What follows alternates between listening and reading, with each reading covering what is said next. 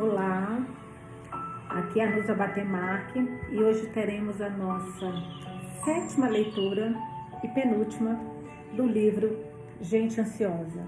Terminaremos este livro amanhã.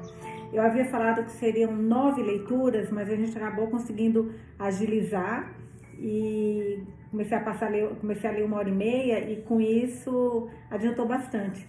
Então amanhã, com 8 leituras, a gente consegue finalizar esse livro que eu estou assim apaixonada, encantada, espero que vocês também.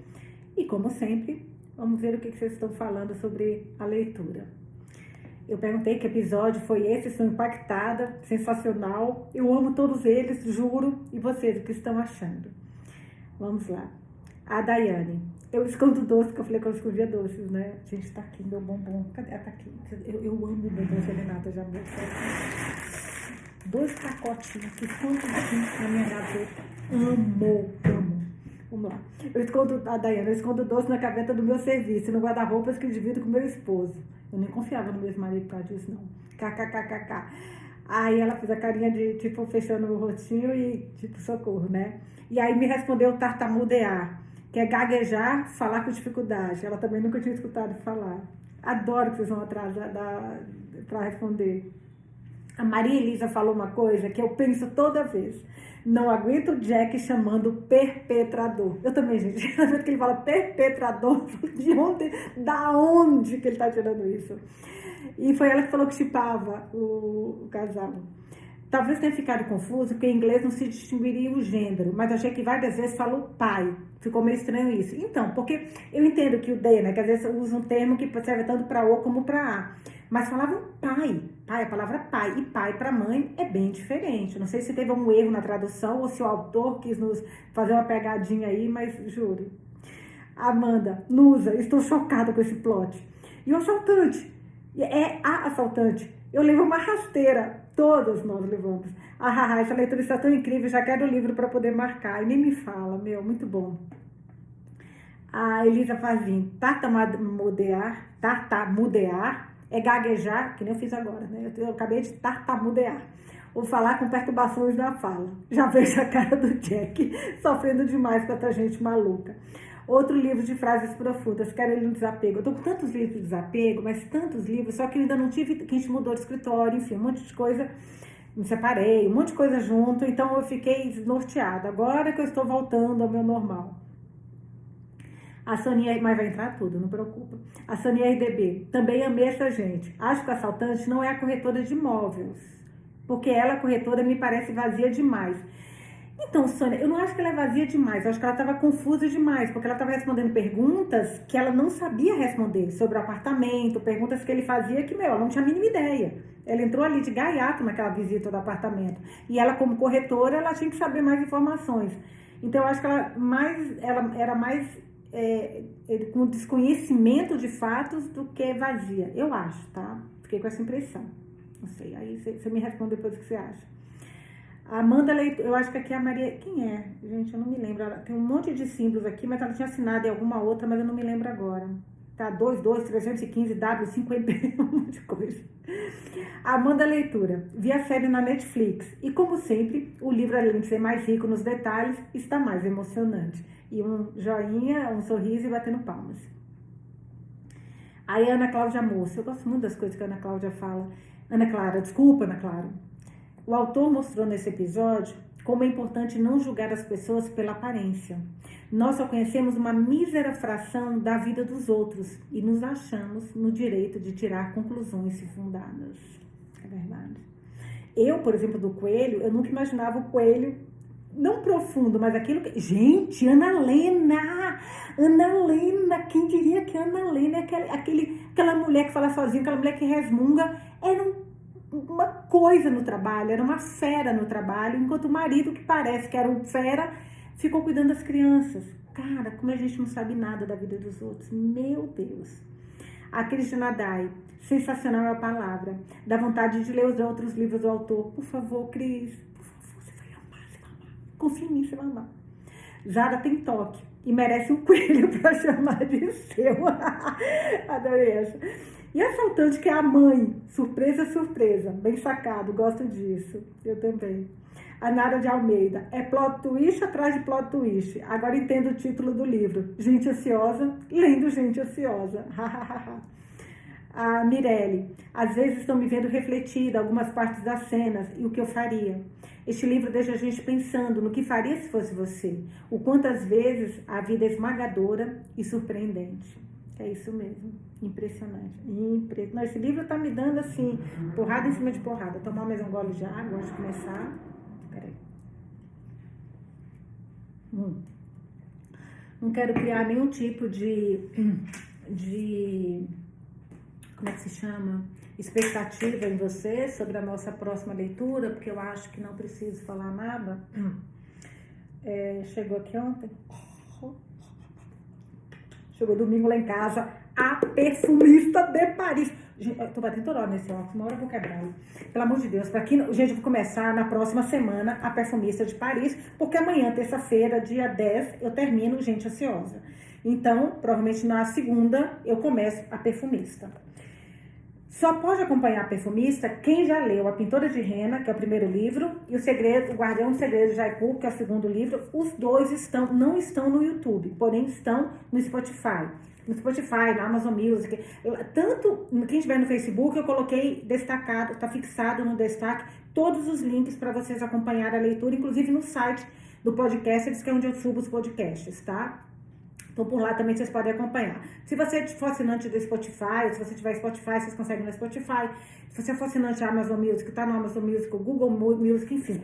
Vocês têm, e vou te falar um negócio, essa foi minha melhor leitura não vou falar porque é a melhor leitura do ano, mas foi uma das melhores leituras do ano. Juro por Deus, A Pintora de Henna, espetacular.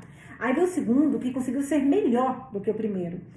E esse terceiro vai trazer a nossa Radar, que é uma que eu não gostava muito, que muita gente gostou, mas eu particularmente achei ela uma mimadinha. Mas enfim, vamos ver se esse livro, e do jeito que essa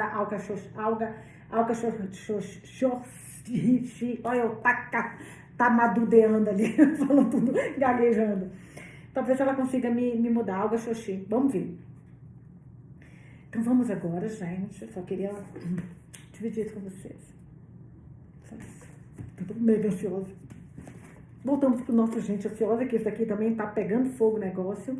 Então vamos para nossa 7ª leitura e penúltima. Página... Gente, não é por nada não, mas olha, a gente tem no site www.leitura.com.br. Gente, olha esses marcadores que eu coloco para marcar. Esse é de Animais de Jardim. Eu acho que Animais de Jardim não tem mais, mas é cada um tão lindo, gente. Aí o outro, deixa eu ver qual que é o outro. É uma florzinha, não fala, é muito fofinho. Nós vamos lá, vou pegar aqui só o meu.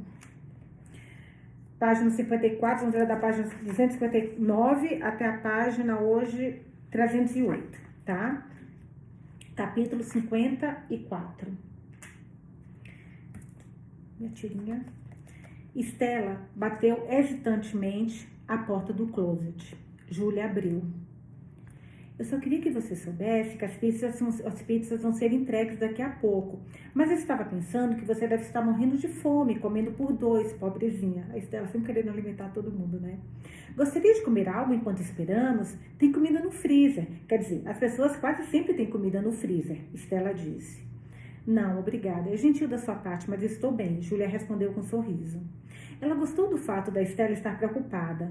Mais pessoas deveriam fazer isso. Perguntar se você está com fome em vez de como está se sentindo. Bem, então não vou incomodá-la. Estela disse e começou a fechar a porta. Você gostaria de entrar? Júlia perguntou, mas na verdade ela disse do jeito que se faz quando esperamos que a resposta seja não. Eu adoraria. Estela arroalhou, em seguida entrou e fechou a porta. Passou pela escada e se sentou no último assento disponível no closet, um baú ao vulto. Cruzou a mão nos colos e sorriu calorosamente. Bem, isso tudo é muito bom, não é? Eu não como pizza há anos. Claro que preciso admitir que todo esse negócio de assalto a banco e tomada de reféns não foi particularmente agradável para nenhum de nós. Mas não posso deixar de pensar que é bastante encorajador que o assaltante seja, na verdade, a assaltante. Você não acha? É bom quando nós, mulheres, mostramos do que somos capazes. A menina tadinha, a bandida, ela é tão incompetente.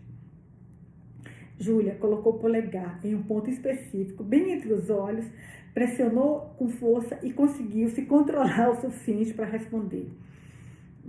ficou nos ameaçando com uma arma, mas ainda assim, empoderamento feminino.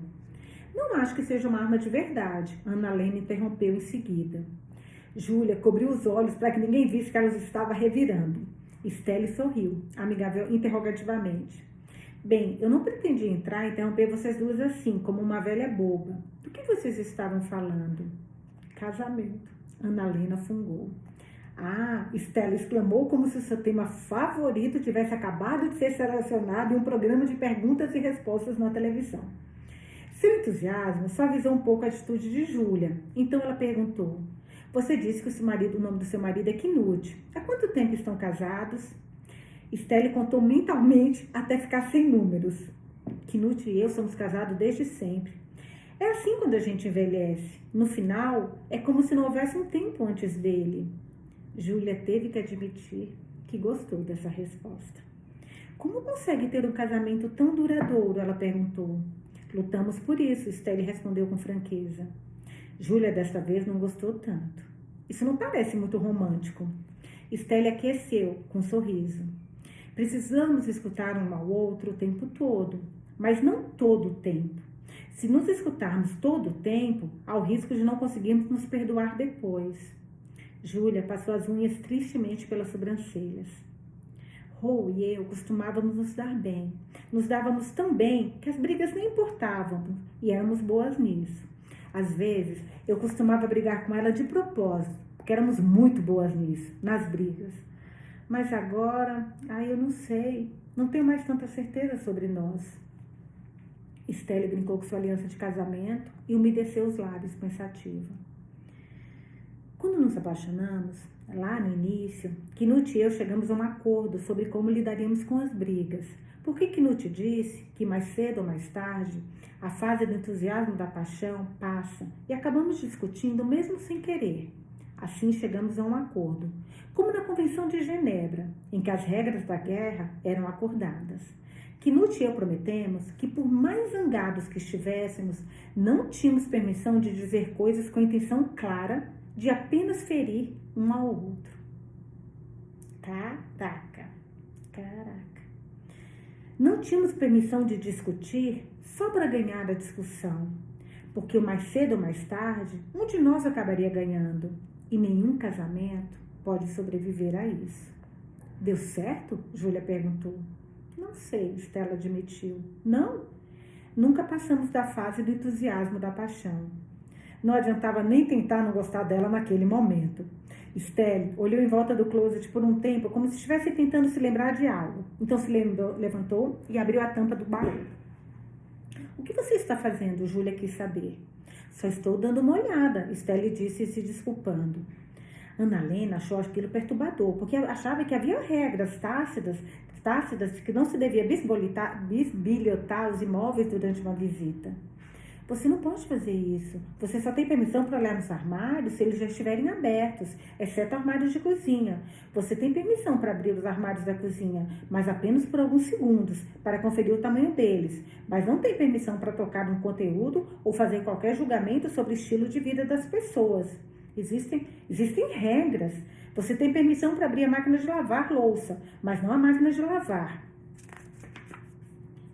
Você andou visitando apartamentos demais, Júlia disse a ela. Nem me fale. Ana Helena suspirou. Tem vinho aqui, Estelle exclamou feliz, retirando 2 garrafas do baú. E um saca-rolhas. Vinho? Ana Helena repetiu repentinamente animada. Então não havia problema algum em bisbilhotar baús se fosse para encontrar vinho. Você quer? Estelle ofereceu.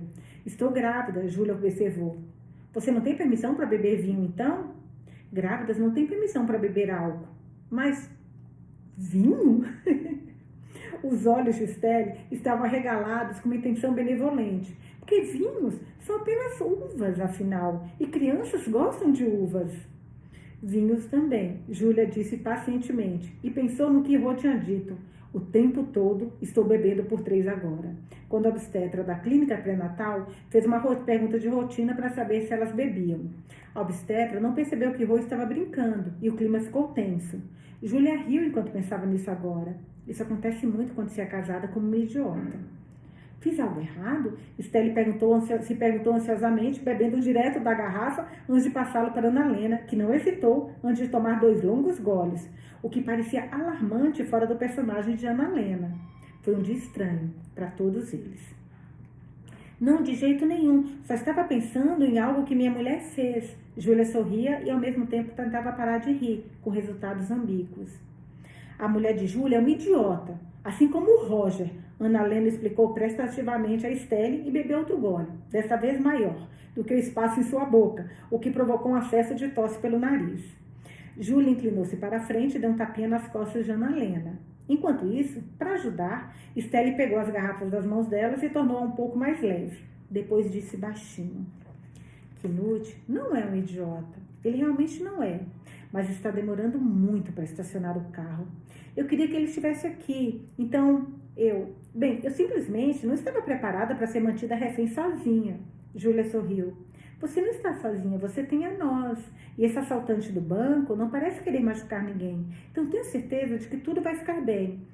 Mas posso lhe perguntar uma coisa? Claro que pode, querida. Você sabia que tinha vinho nesse baú? Se não sabia, por que decidiu dar uma olhada?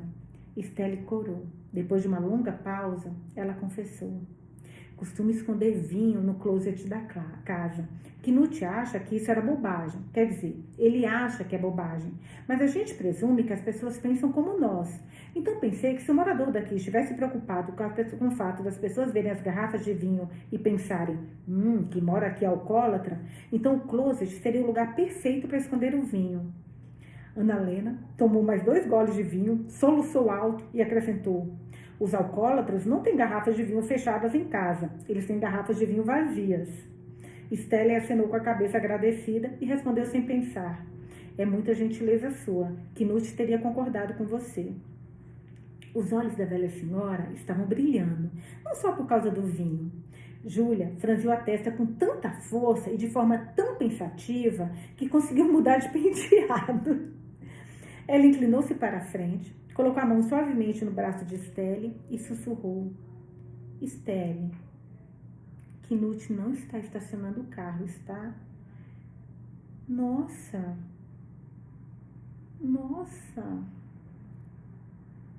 Isso nem me passou pela cabeça. Os lábios finos de Stelle desapareceram tristemente um sobre o outro. Então a palavra mal passou por eles quando ela por fim admitiu: não. Cara, isso eu não tinha pensado. Puta, ela é viúva, gente. Cara, esse livro é uma surpresa atrás da outra, meu Deus. Capítulo 55. Entrevista com testemunha. Data 30 de dezembro. Nome da testemunha? Coelho. Mentira, Leonardo, tá escrito aqui. Jack. Deixe-me ver se entendi direito. Você não estava visitando o apartamento como um potencial comprador, mas foi contratado por Ana Helena para estragar tudo? Leonardo. Exatamente. A Leonardo Sem Limites. Sou eu.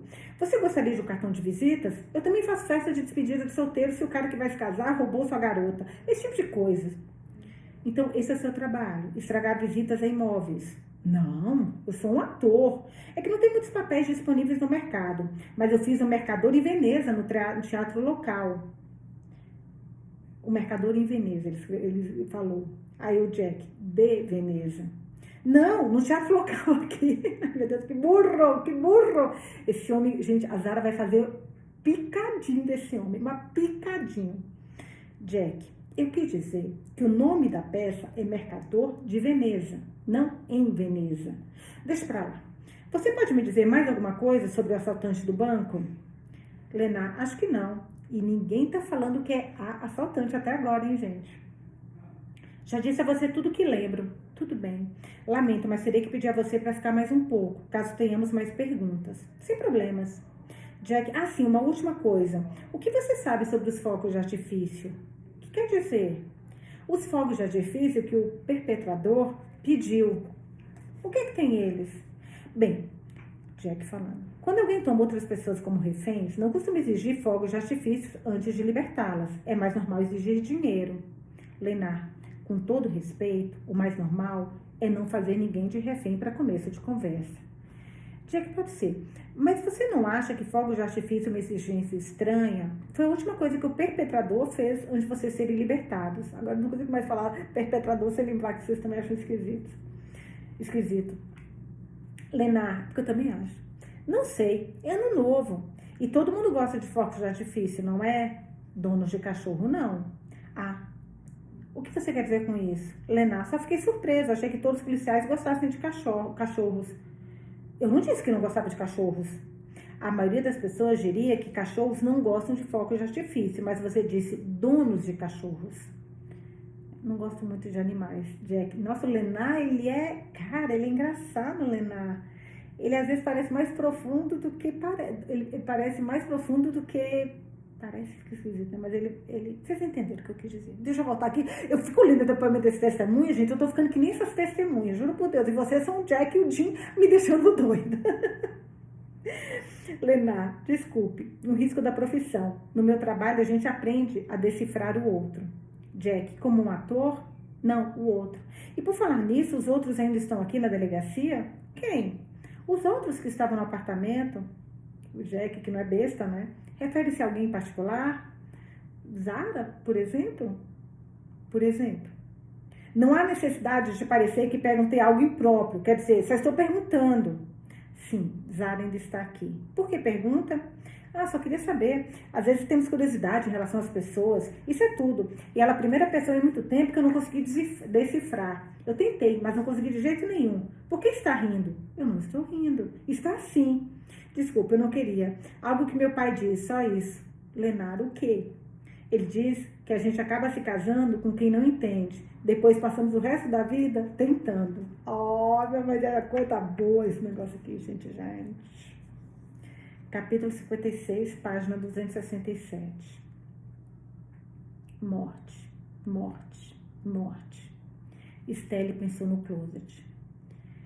Muitos anos atrás, ela havia lido que sua escritora sueca favorita costumava iniciar conversas telefônicas com suas irmãs dizendo morte, morte, morte. Depois que essa palavra terrível fora do caminho, elas poderiam conversar sobre outros assuntos. Por outro lado, depois de uma certa idade, nenhum telefonema parecia mais ser sobre a vida. Agora Stelle conseguia entender esse ponto de vista. A mesma autora escreveu certa vez que precisamos aprender a viver cultivando uma amizade pela morte. Mas Stelle achou isso mais complicado. Ela se lembrou de quando costumava ler histórias de Niná para as crianças e do personagem Peter Pan dizendo: morrer será uma grande aventura. Talvez para a pessoa que vai, pensou Stelle, mas não para outra que ficou para trás. Tudo que a esperava eram 1000 alvoreceres, onde a vida é um deslumbrante cárcere. Caraca! Suas faces tremeram, lembrando-a de que havia envelhecido. Sua pele estava tão fina que balançava o tempo todo em uma brisa que ninguém mais era capaz de sentir. Ela não tinha nada contra a velhice, apenas contra a solidão.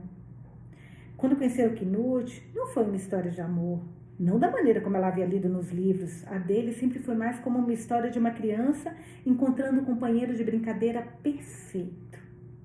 Até o fim, quando Knut a tocava, Stelle tinha vontade de subir nas árvores e pular na água. Meu Deus! Acima de tudo, ela sentia a falta de fazê-lo rir tanto, até acabar cuspindo o café da manhã. Esse tipo de coisa só ficou mais divertido com a idade, principalmente depois que ele passou a usar a dentadura. Knut morreu.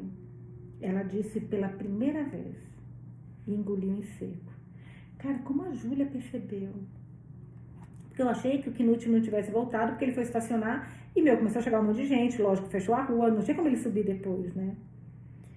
Júlia ficou olhando para o chão em um silêncio indeciso. Ana Helena sentou-se por um tempo e tentou pensar em algo para dizer, mas em vez disso, inclinou-se na direção de Stelle e bateu levemente no ombro dela com a garrafa de vinho. Stelle pegou a garrafa e bebeu 2 pequenos goles antes de devolvê-la e continuar meio para si mesmo. Queria tanto que esse povo todo ficasse amigo depois, gente. Juro que eles assim se encontrassem sempre, ficassem um grupo de amigos, sabe? Porque são vários aqui, são tão sozinhos. Mas Knut sabia estacionar muito bem. Ele fazia uma baliza perfeita em espaços minúsculos. Então, às vezes, quando a saudade de doer ou quando vejo algo realmente engraçado e penso, ele teria rido tanto que seu café teria se espalhado por todo o papel da parede. Eu fantasio que ele está lá fora estacionando o carro. Ele não era perfeito, nenhum homem é, Deus sabe. Mas sempre que íamos a algum lugar e estava chovendo, ele sempre me deixava na porta da frente. Assim eu podia esperar aquecido enquanto ele estacionava o carro. Um silêncio abriu caminho entre as 3 mulheres e gradualmente esvaziou seus vocabulários, até nenhuma delas. Eu fiquei um pouco triste com essa parte. Ela fingindo, sabe que o cara tá lá, me deixou meio triste, mas vamos lá. Até nenhuma delas sabia o que dizer. Morte, morte, morte, Estelle pensou. Quando Knut estava deitado em seu leito nas últimas noites, ela perguntou a ele, você está com medo? Ele respondeu sim. Em seguida, seus dedos percorreram o cabelo dela e ele acrescentou, mas será muito bom ter um pouco de paz e sossego. Você pode colocar isso na lápide. Estelle riu muito disso. Quando ele a deixou, ela chorou tanto que não conseguia respirar. Seu corpo nunca mais foi o mesmo depois disso. Ela se encolheu e nunca mais se abriu. Caraca, olha a frase dela, gente. Meu Deus. Ele era meu eco. Tudo que faço agora é mais silencioso, ela disse às outras mulheres ali no closet. Ana Lena permaneceu sentada por um bom tempo antes de abrir a boca, porque embora estivesse começando a ficar bêbada, ela entendeu que naquelas circunstâncias não seria educado parecer gananciosa. Foram segundos perdidos, é claro, porque quando ela falou o pensamento em voz alta, nem a melhor das intenções, nem cavalos selvagens conseguiriam ocultar a esperança em sua voz. Então, se seu marido não está estacionando o carro, posso perguntar se é verdade que você está vendo esse apartamento para sua filha? Ou isso foi... Não, minha filha mora em uma bela casa geminada com o marido e os filhos, Estela respondeu timidamente. Bem perto de Estocolmo, na verdade, mas Estela não disse isso porque ela não achava que aquela conversa precisava ficar mais complicada. Então, você está apenas aqui olhando? Ana Lena perguntou. Fala sério, Ana Lena. Ela não está aqui competindo com você e com Roger para comprar um apartamento. Pare de ser tão insensível, Júlia retrucou. Ana Lena olhou para a garrafa e murmurou. Eu só estava perguntando. Estelle deu um tapinho de gratidão no braço de cada uma e sussurrou. Não briguem por minha causa, queridas.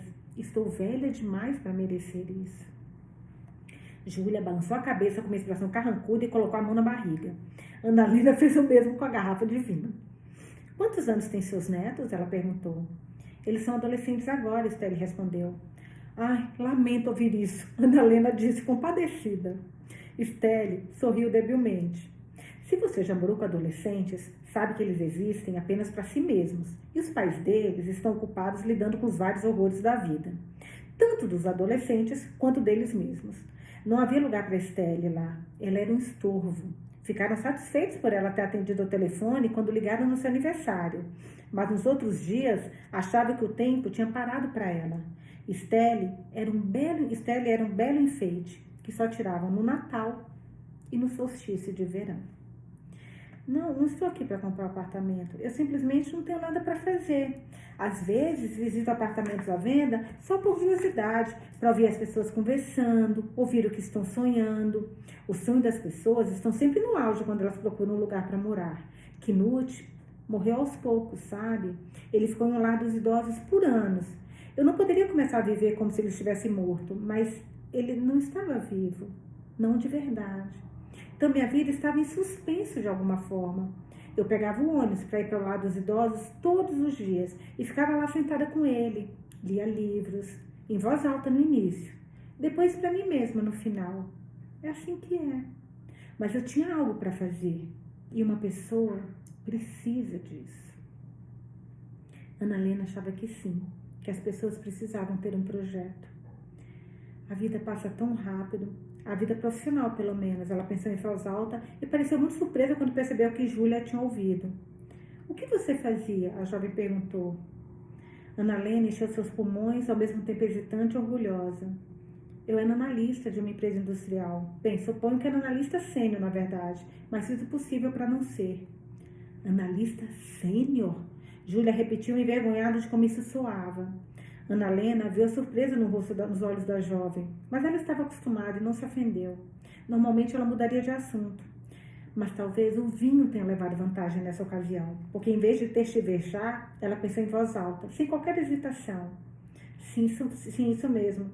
Não que eu quisesse ser chefe, quero dizer. O presidente da empresa disse que era exatamente isso que queria que eu fizesse. Ele disse que não se precisa liderar dizendo a outras pessoas o que devem fazer. Podemos liderar apenas deixando que elas façam o que são capazes. Então tentei ser professora mais do que chefe. Sei que as pessoas acham difícil acreditar em mim, mas não sou uma professora ruim. Quando me aposentei, 2 membros da minha equipe disseram que não perceberam que eu era realmente a chefe deles até ouvirem o discurso de agradecimento pelo meu trabalho. Muitas pessoas talvez considerassem isso um insulto, mas eu achava que era bom. Se você pode fazer algo pelas pessoas de forma que elas pensem que administram tudo por conta própria, então você fez um bom trabalho. Júlia sorriu.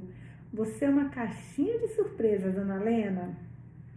Por um momento, Ana Helena parecia ter recebido o melhor elogio que alguém já havia feito a ela. Mas depois, a tristeza e a melancolia invadiram seus olhos novamente. Ela os fechou rapidamente e os abriu devagar. Todo mundo pensa que eu... Bem, quando nos conhecem, as pessoas talvez achem que eu sempre estive à sombra de Roger. Na verdade, não é o caso. Roger deveria ter tido a chance de realizar seu potencial. Ele tinha muito potencial. Mas no meu trabalho, tudo estava indo muito bem para mim. Cada vez melhor. Então ele recusava promoções para poder cuidar das crianças pequenas. Pude viajar e desenvolver minha carreira, sempre achando que seria a vez dele no ano seguinte. Mas isso nunca aconteceu. Ela ficou em silêncio. E pela primeira vez, Júlia não sabia o que dizer. Estelle parecia não saber o que fazer com as mãos. Então ela abriu o baú e enfiou-as lá novamente. As mãos voltaram com uma caixa de fósforos e um maço de cigarros. Meu Deus! Ela exclamou com brilho no olhar. Que tipo de pessoa mora aqui afinal? Júlia quis saber. Alguém gostaria de um? Estelle ofereceu. Eu não fumo, Ana Helena declarou no mesmo instante. Nem eu, ou melhor, parei com isso a maior parte do tempo. Você fuma? Estelle perguntou, virando para a Júlia e acrescentou rapidamente. Bem, acho que hoje em dia as grávidas não fumam. Bem, não acho que hoje em dia grávidas fumem. No meu tempo, elas fumavam. Reduzi um pouco, é claro, mas estou supondo que você não fuma. Não, de jeito nenhum, Júlia disse pacientemente. Os jovens de hoje. Você tem tanta consciência do que afeta os filhos. Ouvi um pediatra dizer isso na televisão, que uma geração atrás os pais costumavam procurá-lo e dizer: nosso filho faz xixi na cama, o que há de errado com ele? Agora, uma geração depois, eles vão até ele e dizem: nosso filho faz xixi na cama, o que há de errado conosco? Vocês assumem a culpa por tudo. Júlia se encostou na parede. Cara, engraçada essa visão, né? Provavelmente, a Júlia respondendo, cometemos os mesmos erros da sua geração, apenas versões diferentes deles. Estelle rolou o maço entre as mãos. Eu costumava fumar na nossa varanda, porque Knut não gostava do cheiro quando eu fumava dentro de casa, e eu gostava da vista. Podíamos ver todo o caminho até a ponte, como aqui nesse apartamento, na verdade. Eu gostava muito disso, mas um dia... Bem, vocês devem se lembrar que um homem pulou daquela ponte há 10 anos, não é? Saiu em todos os jornais. E eu? Bem, eu verifiquei a que hora do dia ele pulou e percebi que foi logo depois que eu estava fumando na varanda. Knut havia ligado para dizer que algo estava acontecendo na televisão. E eu corri de volta para dentro, deixando o cigarro queimar sozinho no cinzeiro. E nesse meio tempo, o homem subiu no corrimão e pulou. Parei de fumar na varanda depois disso. Ah, Estelle, não foi culpa sua se alguém pulou de uma ponte, Júlia disse tentando consolá-la. Também não foi culpa da ponte, Ana Helena acrescentou. O quê? Não é culpa da ponte se alguém pula dela. Lembro-me bem, sabe? Porque Roger achou o acontecimento muito perturbador. Ele conhecia o homem que pulou? Estelle perguntou. Ah, não, mas ele entendia muito de pontes. Roger era engenheiro, ele construiu pontes. Não aquela ponte específica, mas se alguém se interessa tanto por pontes quanto Roger, então vai acabar se interessando por todas as pontes. Na televisão, eles falaram daquele homem que pulou como se a culpa fosse da ponte. Roger ficou muito chateado com isso. As pontes existem para aproximar as pessoas, disse ele. Júlia não pôde deixar de pensar que aquilo foi algo extraordinariamente estranho e ao mesmo tempo bastante romântico de dizer. Talvez tenha sido por isso, ou quem sabe pelo fato dela estar com fome e exausta, que ela disse de repente: minha noiva e eu estivemos na Austrália alguns anos atrás. Ela queria saltar de bungee jump de uma ponte. Sua noiva? Você quer dizer a Rô? Estelle perguntou. Não, a minha noiva anterior. Foi uma longa história. Todas as histórias, no fundo, são longas, se você contá-las desde o início. Essa história, por exemplo, teria sido consideravelmente mais curta se tivesse sido apenas sobre 3 mulheres dentro de um closet. Mas é claro que ela também fala de 2 policiais e um deles estava subindo as escadas. Capítulo 57, página 274. O que aconteceu na rua foi que Jack, antes de entrar no prédio em frente, tinha dito ao pai para esperar ali e não ir a lugar nenhum. Mais especificamente, não entrar no prédio onde o drama dos reféns estava acontecendo. Espere aqui, disse o filho. Mas é claro que o pai não fez isso. Ele pegou as pizzas e subiu até o apartamento. E quando desceu, havia falado com o assaltante do banco. Como ele tinha falado? Ele também sabia que era mulher. Ele havia falado com o assaltante do banco. Está escrito o aqui, que eu estou prestando atenção nas preposições que estão neste livro. Está escrito aqui, ó, com o assaltante do banco. Mistério, mistério, mistério. Capítulo 58, página 275. Dentro do closet, Júlia se arrependeu na mesma hora de mencionar sua ex-noiva, então acrescentou: eu estava noiva quando conheci Rô, mas essa é uma longa história. Esqueçam que mencionei isso. Temos muito tempo para longas histórias, Estela garantiu, porque ela encontrou outra garrafa de vinho no baú. Sua noiva queria pular de uma ponte? Ana Helena repetiu alarmada. Sim, saltar de bungee jump, com uma corda elástica amarrada nos pés. Isso parece loucura. A ponta dos dedos de Júlia massagearam as têmporas. Eu também não gostei da ideia, mas ela estava sempre querendo fazer coisas, experimentar tudo. Foi nessa viagem que percebi que não poderia viver com ela, porque não tenho energia para ficar experimentando coisas o tempo todo. Comecei a ter saudades da vida rotineira, de todas as coisas monótonas, mas ela odiava ficar entediada. Então voltei da Austrália uma semana antes dela, com o justificativo que eu tinha que trabalhar. E foi quando eu beijei Rô pela primeira vez. Júlia começou a rir quando eu disse isso, em parte por vergonha, mas possivelmente também foi porque foi a primeira vez em anos em que ela pensou em como as duas se apaixonaram. Costumamos esquecer disso quando estamos em meio à vida que segue, quando vamos ter um filho com alguém, e de repente parece impossível lembrar que alguma vez amou outra pessoa. Como vocês se conheceram, você e a Rô? Estelle perguntou, o vinho manchando os cantos da sua boca. A primeira vez que nos vimos, ela entrou na minha loja. Sou florista e ela cria algumas tulipas. Isso foi vários meses antes de eu ir para a Austrália. Eu não pensei muito no assunto. Ela era atraente, é claro, qualquer um pode ver isso. Estelle assentiu com entusiasmo. Sim, foi a primeira coisa que pensei. Ela é extremamente bonita e tão exótica. Júlia suspirou. Exótica? Porque o cabelo dela é de uma cor diferente do seu e do meu? Estelle fez uma expressão triste. Não podemos mais viver isso hoje em dia? É incorreto? Oh, tadinha, meu Deus! Júlia não sabia como começar a explicar que sua esposa não era uma fruta. Em vez disso, respirou fundo e continuou. Enfim, ela era atraente, muito atraente. Ainda mais atraente do que é agora. Não digam isso a ela. Ela ainda é atraente. Mas eu, bem, certamente teria gostado de, sabe como é, com ela. Mas eu era comprometida. E ela continuava voltando para comprar tulipas. Várias vezes por semana, às vezes. E ela me fazia rir. Altas gargalhadas do nada. E a gente não encontra mais pessoas assim. Por acaso mencionei isso para minha mãe e ela me disse: não dá para viver muito tempo com pessoas que são apenas bonitas, Júlia. Mas as engraçadas, essas duram uma vida inteira. Ai, gente, pra mim o que dura inteira é a pessoa que sabe cozinhar, porque amor acaba, mas fome não, né? Eu sou que nem arroz, sinto fome o tempo todinho. Eu nunca consegui ninguém que gostasse de cozinhar. Eu acho que se eu conseguisse, eu ia ficar o resto da vida, só porque a pessoa ia me alimentar para sempre. Nossa Senhora, como eu sinto fome. Sua mãe é uma mulher sábia, Estelle disse. Sim. Ela é aposentada? Sim. O que ela costumava fazer? Ela limpava escritórios.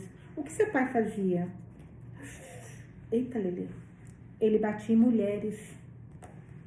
Estelle ficou paralisada. Ana Helena, horrorizada. Júlia olhou para as duas e pensou em sua mãe, em como sua qualidade mais linda era o fato de que ela sempre encarava a vida de frente e não importava o quanto ela machucasse, sua mãe se recusava a deixar de ser romântica. E isso exige o tipo de coração que quase ninguém possui. Pobrezinha, Estela sussurrou. Que filho da mãe, Ana Helena murmurou. Júlia deu de ombros, como faz as crianças que amadurecem cedo demais, afastando os sentimentos. Nós o abandonamos. Ele não veio nos procurar. Eu nem mesmo o odiava, porque mamãe não me deixou. Depois de tudo que ele fez a ela nem me permitiu odiá-lo. Eu sempre quis que ela conhecesse outra pessoa, alguém que fosse gentil e a fizesse rir. Mas ela sempre disse que eu bastava. Mas então, quando eu contei a ela sobre a Rô, mamãe viu algo em mim que me fez ver algo nela. Algo que pareça, talvez, eu não sei explicar. Algo que ela experimentou uma vez e depois perdeu todas as esperanças. Dá para entender? E eu pensei, é assim que é? É isso que todo mundo fala? Coisa para valer? Ana Helena enxugou um pouco do queijo do vinho no queixo. Então o que aconteceu?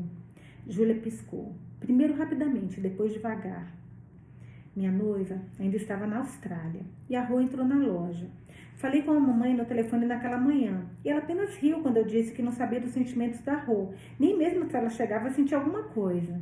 Mamãe apenas disse, escute, ninguém gosta tanto de tulipas assim. Júlia, acho que tentei negar, mas mamãe disse que eu já estava praticamente sendo infiel porque passava muito tempo pensando nela. Ela disse que Rô era minha floricultura e eu chorei. Então, eu estava lá na loja, a Rô entrou. E eu ri tanto de algo que ela disse que sem querer cuspi em seu rosto. Ela estava rindo também. Então, acho que ela criou coragem, porque eu não conseguia. E perguntou se eu gostaria de sair com ela para bebermos alguma coisa. Eu disse que sim, mas eu estava tão nervosa quando chegamos que fiquei muito bêbada. Saí para fumar, arrumei uma briga com segurança e não me permitiram entrar. Então, apontei pela janela para a Rô, que estava parada no bar, e disse que ela era minha namorada. O segurança entrou e disse isso para ela. Aí ela saiu e pronto, era minha namorada. Liguei para minha noiva e rompi o noivado. Ela deve estar se divertindo aos montes desde então. E eu, caramba, adoro tédio com a Rô. Parece maluquice? Adoro discutir com ela sobre sofás e bichinhos de estimação. Ela é meu dia a dia e o meu mundo inteiro. Eu gosto do dia a dia, Ana Helena admitiu. Sua mãe estava certa. As pessoas que nos fazem rir duram a vida inteira. E ela tinha esse relacionamento com Knut, né? Estelle repetiu, pensando em um romancista inglês que escreveu que nada no mundo é tão irresistivelmente contagiante quanto o riso e o bom humor. Depois pensou em uma autora norte-americana que escreveu que, abre aspas, a solidão é como a fome. Não percebemos quão famintos estamos até começarmos a comer.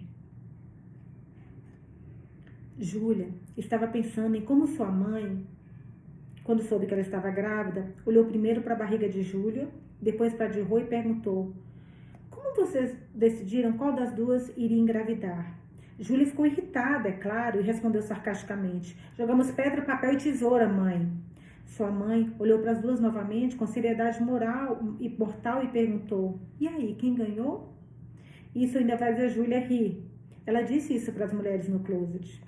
Rô vai ser uma mulher-mãe maravilhosa. Ela consegue fazer qualquer criança rir, assim como minha mãe, porque o senso de humor delas não mudou nada desde que tinham 9 anos. Você também vai ser uma mãe maravilhosa, Estelle garantiu. As bolsas sobre os olhos de Júlia moveram-se ligeiramente quando ela piscou. Eu não sei. Tudo parece tão importante e outros pais parecem engraçados o tempo todo. Eles riem, brincam e todo mundo diz que deve brincar com as crianças. Eu não gosto de brincar. Eu não gostava nem quando era criança. Então, estou preocupada que meu filho acabe se frustrando. Todo mundo diz que seria diferente quando engravidasse. Mas, na verdade, eu nem gosto de todas as crianças.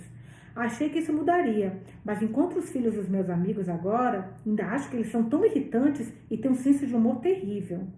Ana Helena foi curta e direta. Você não precisa gostar de todas as crianças, apenas de uma. E as crianças não precisam ter os melhores pais do mundo, apenas de seus próprios pais. Para ser totalmente franca com você, o que elas precisam na maioria das vezes, caralho, é exatamente isso. Na verdade, o que elas precisam na maioria das vezes é de um motorista. Obrigada por dizer isso, Júlia respondeu com sinceridade. Só me preocupo que meu filho não seja feliz, que ele erre de toda a minha ansiedade e incerteza. Estela afagou o cabelo de Júlia. Seu filho vai ficar absolutamente bem, você vai ver. E absolutamente bem pode abranger inúmeras peculiaridades. Isso é encorajador, Júlia disse com um sorriso. Estela continuou afagando o cabelo de Júlia gentilmente. Você vai fazer tudo que estiver ao seu alcance, Júlia. Você vai proteger essa criança com sua própria vida? Vai cantar e ler histórias para ela e prometer que tudo ficará melhor amanhã? Vou. Você vai educá-la para que ela não cresça como uma dessas crianças idiotas que não tiram a mochila quando estão no transporte público? Eu farei o que puder, Júlia prometeu. Estela estava pensando agora em outro escritor, um que há quase 100 anos escreveu. Vossos filhos são vossos filhos. São os filhos e as filhas do anseio da vida por si mesmo. Caraca, Estela tem várias frases literárias, hein? Você vai ficar bem. Você não tem que adorar ser mãe, não o tempo todo. Ana Helena interrompeu. Eu não gostava da parte do cocô, não gostava mesmo. No começo tudo bem, mas quando as crianças têm cerca de 1 ano, elas parecem labradores cachorros adultos. Quero dizer, não filhotinhos, mas... Já entendi. Júlia sentiu para fazê-la parar. Em uma certa idade, ao ter alguma coisa na consistência, fica como cola, gruda debaixo das nossas unhas. E se você esfrega o rosto no caminho para o trabalho, obrigada, já chega. Júlia insistiu, mas Ana Helena não conseguia se conter. A pior coisa é ainda quando eles trazem os amiguinhos para casa e, de repente, tem um estranho de 5 anos sentado na sua privada, exigindo ser limpo. Quer dizer, dá para tolerar o cocô dos seus próprios filhos, mas o dos filhos dos outros, Obrigada, Júlia disse enfaticamente. Ana Helena franziu os lábios. Estela deu uma risadinha. Você vai ser uma boa mãe. E você é uma boa esposa, Estela acrescentou, embora Júlia nem tivesse mencionado esta última ansiedade. Júlia segurava a barriga com a palma das mãos e olhava para as unhas. Você acha? Às vezes parece que tudo que faço importa um arro, mesmo que eu a ame. Estela sorriu. Ela sabe. Acredite em mim. Ela ainda te faz rir? Faz, meu Deus, faz. Então ela sabe. Você não tem ideia, quer dizer, nossa, ela me faz rir o tempo todo. A primeira vez que Rô estávamos prestes a fazer aquilo, sabe? Júlia sorriu, mas parou quando não conseguiu pensar em uma palavra para definir o que tinha certeza de que nenhuma das 2 mulheres mais velhas ficaria horrorizada em ouvir. Aquilo o quê? A Helena perguntou sem compreender. Estela colocou de lado e piscou. Aquilo, sabe? A primeira vez que elas iriam para Estocolmo, porque Estela toda em Estocolmo. Ah! E a Ana Helena exclamou e corou, da cabeça aos pés. Mas Júlia parecia não estar ouvindo. Seus olhos perderam o foco. Havia uma piada em algum lugar da sua memória. Uma que Rô fizera no táxi naquela primeira vez. O que Júlia agora pretendia contar. Mas em vez disso, ela tropeçou nas palavras. Aí é tão boba, eu tinha até me esquecido disso. Eu tinha lavado umas roupas e havia uns lençóis brancos pendurados na porta do quarto para secar. E quando o Rô abriu a porta e eles bateram no seu rosto, ela se assustou. Ela tentou não transparecer, mas percebi que ela estremeceu. Então perguntei qual era o problema. E a princípio ela não quis dizer, porque ela não queria me sobrecarregar com nada, não tão cedo. Ela temia que eu terminasse com ela antes mesmo de ficarmos juntas. Mas continuei importunando, é claro, porque sou boa nisso. E no final ficamos acordadas a noite todas e a Rô me contou como sua família chegou à Suécia. Eles fugiram pelas montanhas no meio do inverno e as crianças tinham que carregar um lençol cada uma. E se ouvissem o som dos helicópteros, ai, que loucura! Deveriam deitar-se na neve e cobrir-se com um lençol para que não pudessem ser avistadas. E seus pais corriam em direção diferentes, de modo que se os homens do helicóptero começassem a atirar, eles atirariam nos alvos móveis e não em... que eu não sabia o que fazer. Ela rachou como gelo fino em uma poça d'água. Caraca, gente. Primeiro apenas algumas rugas ao redor dos olhos, depois o resto todo de uma vez. A gola de sua blusa ficou mais escura. Ela estava pensando em tudo o que Rô dissera a ela naquela noite. As crueldades incompreensíveis que pessoas terríveis são capazes de infligir umas às outras e a completa insanidade da guerra. De onde será que ela veio para ir para a Suécia? A gente já leu vários livros, mas eu não me lembro de nenhum que a Suécia era o ponto, sabe? Vamos ver. Talvez elas contem aqui. Então ela pensou em como Rô, depois de tudo isso, de alguma forma conseguiu crescer e ser o tipo de pessoa que fazia os outros rirem, porque seus pais haviam ensinado durante a fuga pelas montanhas que o humor é a última linha de defesa da alma. O humor é a última linha de defesa da alma. Que lindo.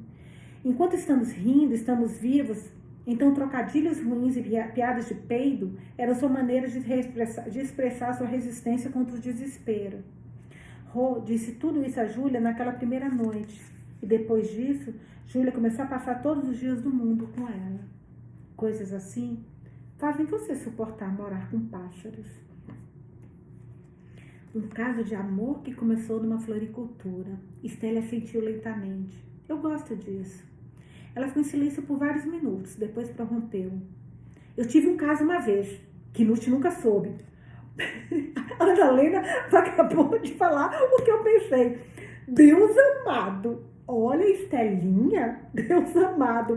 Ana Helena exclamou, sentindo que aquilo estava começando a ficar fora de controle, afinal. Sim, não foi há muito tempo, sabe? Estela sorriu. Quem era? Júlia perguntou. Um vizinho do nosso prédio. Ele lia muito, como eu. Knut nunca lia. Ele costumava dizer que os escritores são como músicos que nunca vão direto ao que interessa. Mas esse outro homem, o vizinho, sempre estava com o livro debaixo do braço quando nos encontrávamos no elevador. Eu também. Um dia ele me ofereceu seu livro dizendo, eu terminei este, acho que você deveria ler. Então começamos a trocar livros. Ele lia coisas maravilhosas, não tenho palavras para descrever, mas era como embarcar numa viagem com alguém. O destino não importava. Para o espaço sideral, isso durou muito tempo. Comecei a dobrar os cantos das páginas quando tinha alguma coisa de que gostava muito. E ele começou a escrever pequenos comentários nas margens. Apenas palavras soltas. Lindo, verdade. Esse é o poder da literatura, sabe? Ela pode funcionar como pequenas cartas de amor entre pessoas que só podem explicar seus sentimentos apontando para os da outra pessoa, de outras pessoas. Oi, vou marcar isso, tá muito lindo isso, peraí. Rapidinho. Certo verão, abri um livro e a areia escorreu dele. Entendi que ele havia gostado tanto que não conseguiu largá-lo. De vez em quando eu pegava um livro com algumas páginas amassadas e sabia que ele havia chorado. Um dia eu disse isso a ele no elevador e ele respondeu que eu era a única pessoa que sabia essas coisas sobre ele. Foi quando vocês... Júlia balançou a cabeça com um sorriso safado. Ah, não. Estela protestou e por um momento pareceu que gostaria de concluir dizendo a frase que talvez tivesse desejado que acontecesse, mas é claro que isso não mudaria nada. Nós nunca aconteceu, eu jamais poderia... Tem um caso ou não? Por que não? Júlia perguntou. Estela sorriu, orgulhosa e nostálgica ao mesmo tempo. É preciso ter uma certa idade para isso, uma certa vivência. Porque a gente dança com a pessoa com quem foi a festa. E eu fui com Knut. Bom, vamos continuar porque eu não entendi do caso. E depois, o que aconteceu? Ana Helena perguntou. A respiração de Estelle não deu sinais de acelerar. Ela não tinha tantos grandes segredos sobrando. Depois desse, talvez mais nenhum. Um dia, no elevador, ele me deu um livro. E dentro dele havia uma chave do seu apartamento. Ele disse que não tinha família morando nas proximidades e que queria que alguém do prédio tivesse uma chave reserva caso algo acontecesse. Eu não disse nada e não fiz nada. Mas tive a sensação de que talvez ele tivesse gostado, se algo tivesse acontecido. Ela sorriu, Júlia também. Então, durante esse tempo todo, vocês nunca... Não. Trocávamos livros. Até que alguns anos depois, ele morreu. Algum problema no coração. Seus irmãos colocaram o apartamento à venda, mas os móveis ainda estavam lá. Então, eu fui visitá-lo, fingindo estar interessada em comprar o imóvel. Fiquei andando pelo apartamento dele, corri as mãos pela bancada da cozinha, pelos cabides em seu closet. Por último, eu me vi em frente à estante dele. É tão estranho como podemos conhecer perfeitamente uma pessoa pelo que ela lê. Gostávamos das mesmas vozes, da mesma forma. Então me permiti alguns minutos para pensar no que poderíamos ter sido um para o outro, se tudo tivesse sido diferente em algum outro lugar das nossas vidas. E depois, Júlia sussurrou. Estelle sorriu, desafiadoramente, feliz. Depois fui para casa. mas guardei a chave do apartamento dele. Eu nunca contei a Knut. Era uma história exclusivamente minha. O silêncio se instalou no closet por um tempo. No final, Ana Helena criou coragem para dizer: eu nunca tive um caso, mas quando uma vez troquei de cabeleireiro, não ousei passar na frente de um antigo por vários anos. A piada era ruim, mas era que ia sentir que estava participando. Nunca houve tempo para ter caso com alguém. Como é que as pessoas encontram tempo? Todo aquele estresse, Ana Helena pensou, e um homem totalmente novo para encarar. Ela passara a vida trabalhando e voltando correndo para casa, trabalhando e voltando correndo para casa, e sempre se sentia culpada por não ser boa o suficiente nem no trabalho nem em casa. Nessas circunstâncias, é fácil ser solidária com outras pessoas que não se acham boas o suficiente. Talvez por conta disso, que de todas as pessoas naquele apartamento que já haviam pensado no assunto, foi Ana Helena a primeira a verbalizá-lo. Acho que devemos tentar ajudar a assaltante de banco. E aqui tudo muda. Olha que legal. Foi a ideia da Ana Helena. Essa foi pega de surpresa. Júlia ergueu... Nunca pensei na Helena, gente, juro. Júlia ergueu os olhos e os olhos dela se encontraram com um novo sentido de respeito. Sim, também acho. Eu estava pensando justamente nisso. Eu acho que nada do que aconteceu foi intencional. Júlia assentiu. Só não sei como poderíamos ajudá-la, Ana Helena admitiu. Pois é. A polícia deve ter cercado o prédio, então não acho que tenha como ela escapar, infelizmente. Júlia suspirou. Estelle bebeu mais vinho. Ela virou maço de cigarros na mão, porque é claro que não se pode fumar na frente de grávida. Não podemos mesmo, a não ser que sejamos tão bêbados a ponto de alegar com a consciência limpa que estávamos bêbados demais para notar que havia uma grávida por perto.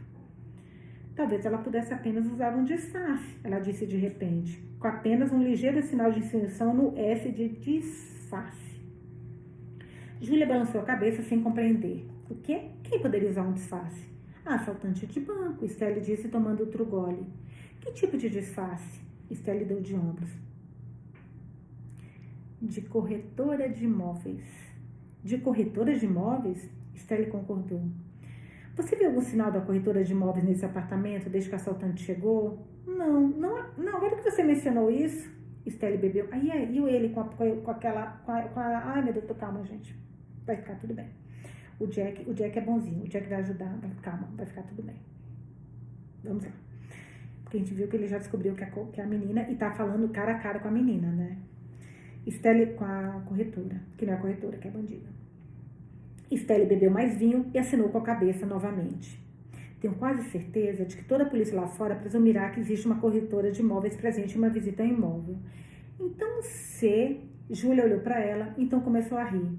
Então, se a assaltante do banco fingir que está se entregando e deixando todos os reféns irem, ela pode fingir ser a corretora de imóveis e ir embora com todas nós. Estelle, você é um gênio.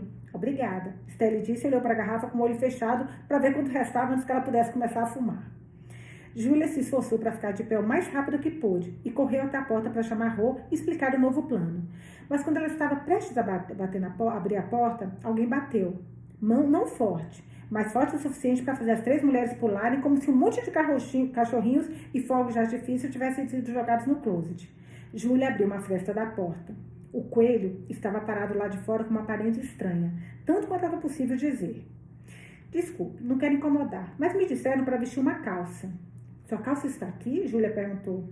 O coelho coçou o pescoço. Não, a minha estava no banheiro antes de começar a visita dos interessados na compra, mas lavei minhas mãos e acabei molhando a calça. Então vi as velas perfumadas na pia e pensei que poderia secar a calça aquecendo-a.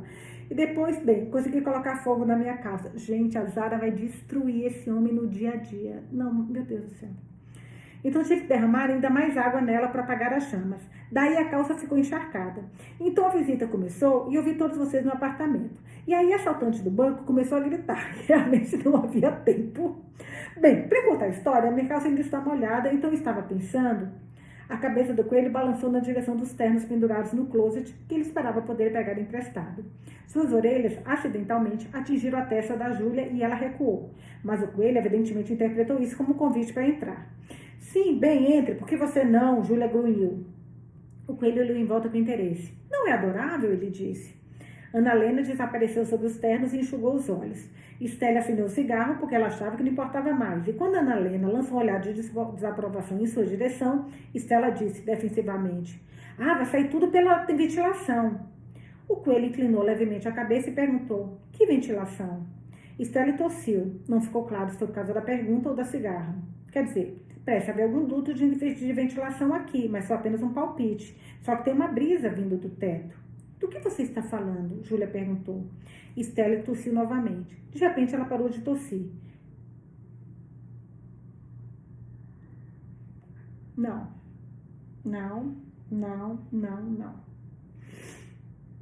Será que é o Jack?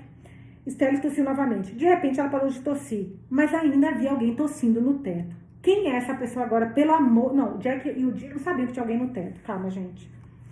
Quem tá no teto? Não. Eles se encararam, o coelho e as 3 mulheres, um grupo diversificado de indivíduos, para dizer um mínimo, amontoados dentro de um closet de um apartamento, cuja visita de potenciais compradores foi interrompida pela chegada de um assaltante de banco. Coisas estranhas provavelmente já aconteceram às pessoas naquela cidade, mas não muito mais estranhas. Stanley teve tempo para pensar que se Knut abrisse a porta do closet naquele momento, ele teria rido alto, haveria café cuspido em todos os lugares e ela teria adorado isso. A tosse no teto continuou, porque estava fumando, lembra, né? Como quando se tenta sufocá-lo e só piora. Uma tosse de cinema.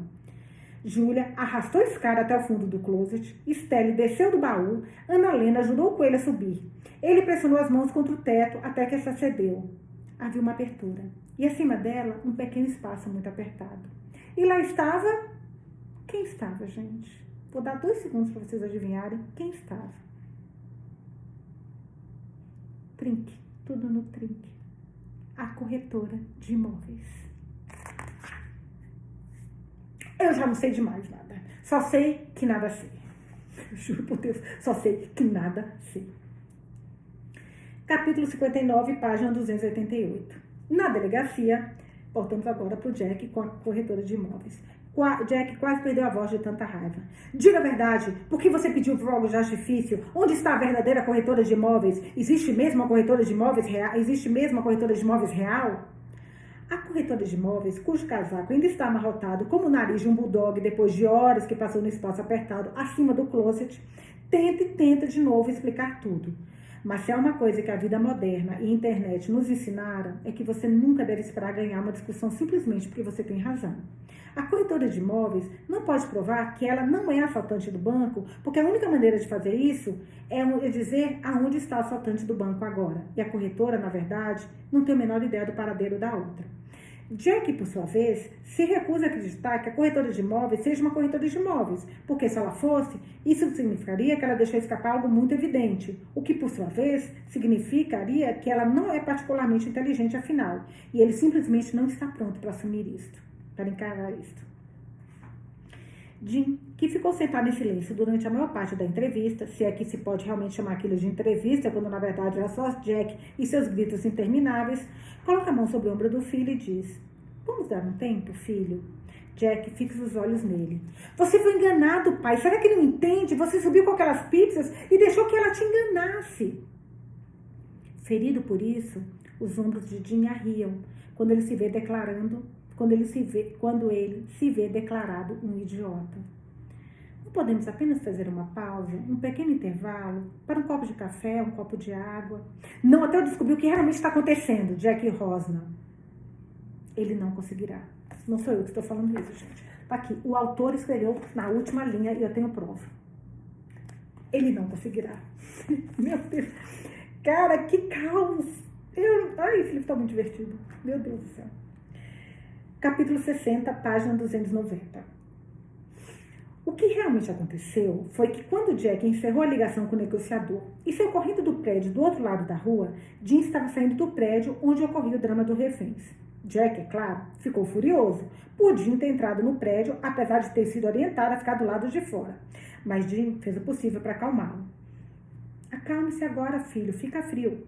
Aquilo não era uma bomba na escada, apenas uma caixa de luzes de Natal.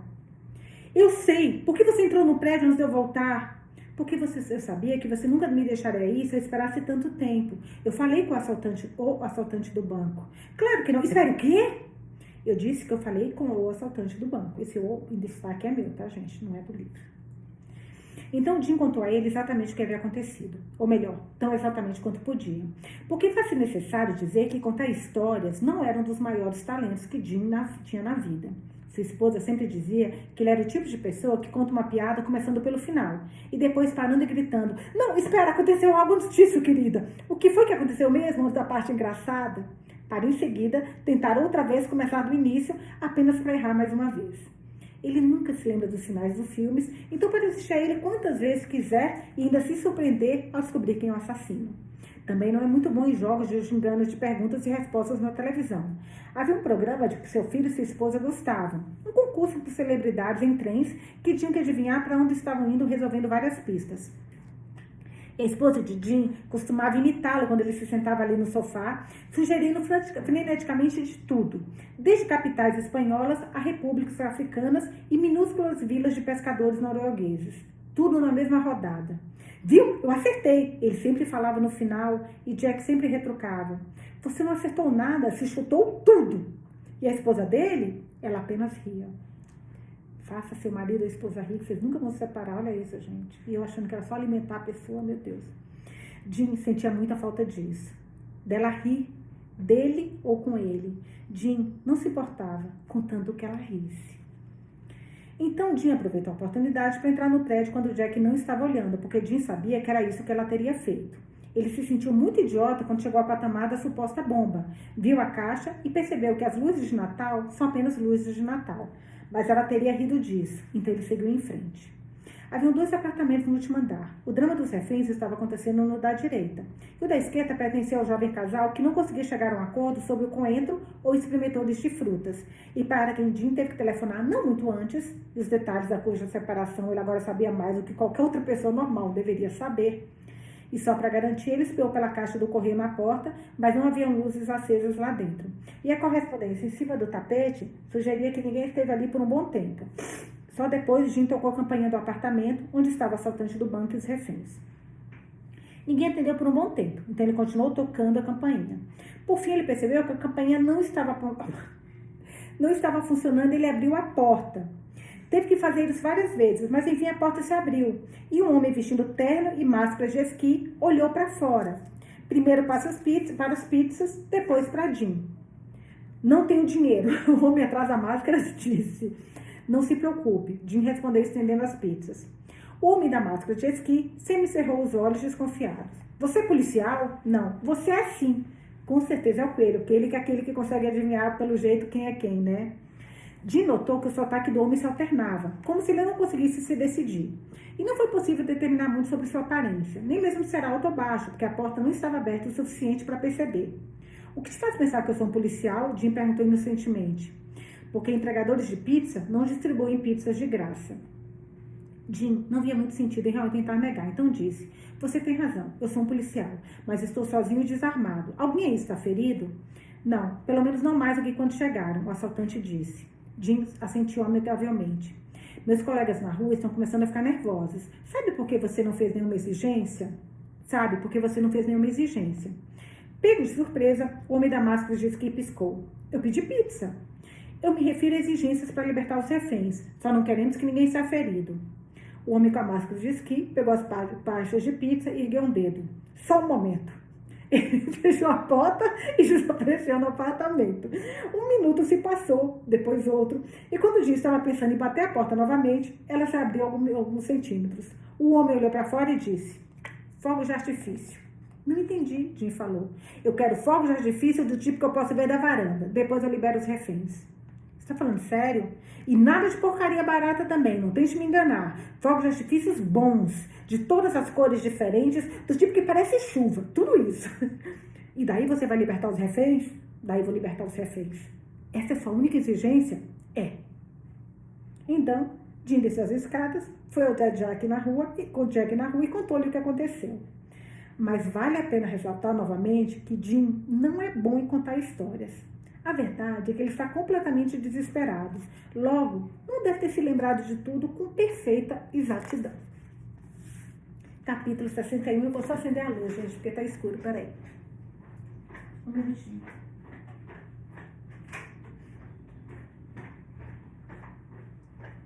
Vamos lá. Capítulo 61, página 294.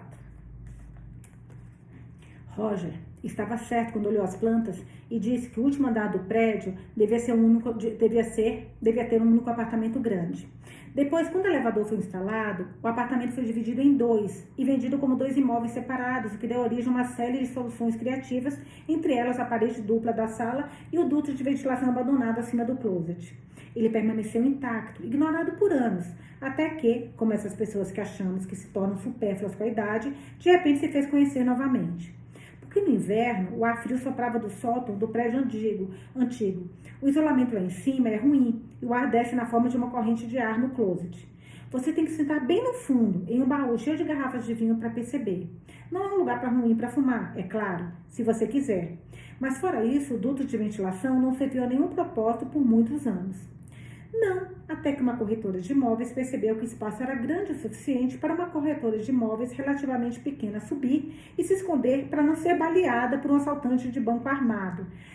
Ela se escondeu quando o assaltante entrou, mas que coisa feia, deixou todos os clientes sozinhos, olha só. A abertura no teto era tão estreita que ela só conseguiria passar espremida, o que significava que ela era estreita demais para Lenar não ficar preso. Tanto que, quando ele tentou se livrar, a cabeça do coelho, enfim, se soltou. Por isso que ele encontrou a cabeça do coelho. Cara, é muito louco, como todas aquelas coisas, aqueles detalhes que a gente fala, o que é isso? Vem a explicação. O vinho que ele achou, o cheiro de fumaça no closet, agora a cabeça lá no negócio. É muito louco, né? Ele não esquece nada. Tudo que ele fala, que esquisito, tem explicação lá na frente. Ele caiu pelo alçapão, rolou pela escada e se estapacou com um baque no chão. Horrorizada, a corretora de imóveis passou pela cabeça do coelho e olhou pelo alçapão para ver se ele havia se matado, porque ela também perdeu o equilíbrio e caiu pelo buraco em cima de Lenar. O pé de Annalena ficou preso debaixo dos dois e ela caiu também. A escada oscilou, bateu no alçapão e fechou com um estrondo. A cabeça de coelho ficou lá dentro. Roger, Ro e assaltantes do banco ouviram uma comoção vinda do interior do apartamento e foram correndo ver o que estava acontecendo. Todos dentro do closet tentavam sair de lá rastejando. E quem estava do lado de fora tentava descobrir quais membros puxar. Não muito diferente de tentar desembaraçar a fiação das luzes de Natal em um Natal posterior àquele em que você teve uma discussão com sua esposa sobre bordéis e acabou enfiando tudo na caixa pensando, vou resolver toda essa maldita bagunça no próximo Natal. Quando todos por fim se levantaram, eles olharam ao mesmo tempo para a cueca de Lenar, porque era impossível deixar de vê-la mesmo. Ai, meu Deus do céu. Mesmo que o próprio Lenar não tivesse ideia do que estava acontecendo. Até a Annalena gritar, você está sangrando! Lenar, agora livre da... Olha, mais uma explicação. Lenar, agora livre da cabeça de coelho, inclinou-se bastante para ver além da sua barriga.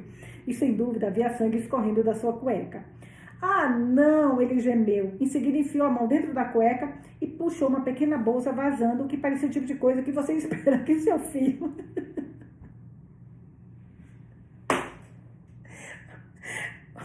Peraí. Ah, não! Ele gemeu. Em seguida, enfiou a mão dentro da cueca e puxou uma pequena bolsa vazando, o que parecia o tipo de coisa que você espera que seu filho não veja ao passar por uma estrada. Ele correu na direção do banheiro, mas tropeçou no tapete da sala e caiu de cabeça. A bolsa de sangue voou das suas mãos e o conteúdo explodiu no chão. Mas o quê? Roger exclamou. Lenar engasgou, sem fôlego. Não se preocupem, é sangue cenográfico. Eu trouxe uma bolsa disso na minha cueca porque às vezes preciso de um recurso extra para fazer toda a encenação do coelho no banheiro e assustar as pessoas ainda mais. Eu não encomendei isso. Annalena foi rápida em apontar. Eu sei, é um extra opcional. Lenar confirmou, levantando-se desajeitadamente. Vai vestir uma calça, Júlia disse rispidamente. Sim, por favor, Annalena implorou. Lenar obedeceu e seguiu para o closet. Quando ele saiu de lá, Zara tinha acabado de deixar a varanda. Foi a primeira vez que ela o viu vestido, sem a cabeça de coelho. Uma considerável melhora, ela teve que admitir para si mesma. Zara não o odiava. Olha. Tá rolando paranoia aí o negócio. O restante dos reféns olhava fixamente para o sangue no tapete e no chão, sem saber o que deveriam fazer agora. Bonita cor, pelo menos, Ro comentou. Muito moderno. Estelle concordou porque ela ouvira no rádio havia pouco tempo que assassinos estavam na moda na cultura popular do momento. Roger, entretanto, estava sentindo uma necessidade cada vez maior de informações. Então ele virou-se para a corretora de imóveis e interrogou: onde raios você se enfiou? Constrangida, a corretora ajeitou seu casaco meio grande demais e muito amarrotado. Bem, quando a visita ao imóvel começou, eu estava no closet. Por quê? Roger quis saber. Eu estava nervosa. Sempre fico tensa antes de qualquer grande visita ao imóvel. Então, geralmente, me tranco no banheiro por alguns minutos para fazer uma automotivação. Eu digo a mim mesma: você consegue. Você é uma corretora de imóveis forte e independente e esse apartamento será vendido por você. Mas o banheiro estava ocupado. Então, eu fui ao closet. Então, eu ouvi... Ela apontou educada, mas nervosamente, em direção à mulher parada no meio da sala, com a máscara em uma das mãos e a pistola na outra. Estelle interveio solicitamente e disse: sim, esta é a assaltante do banco, mas ela não é perigosa. Ela está apenas nos mantendo reféns, mas temos sido muito bem tratados. Vamos comprar pizza. A assaltante do banco assinou com a cabeça, desculpando-se com a corretora de imóveis e disse: desculpe, não se preocupe, isso daqui nem é uma pistola de verdade. A corretora de imóveis sorriu aliviada e continuou: bem, eu estava no closet, então ouvi alguém gritar: estamos sendo assaltados. Então suponho que eu agi por instinto. O que quer dizer por instinto? Roger perguntou. A corretora de imóveis esfregou o casaco para tirar a poeira. Na verdade, eu tenho várias visitas agendadas para as próximas semanas. A imobiliária nos trinques, só ligar o ar. Só um pouquinho, gente, que agora ficou quente aqui.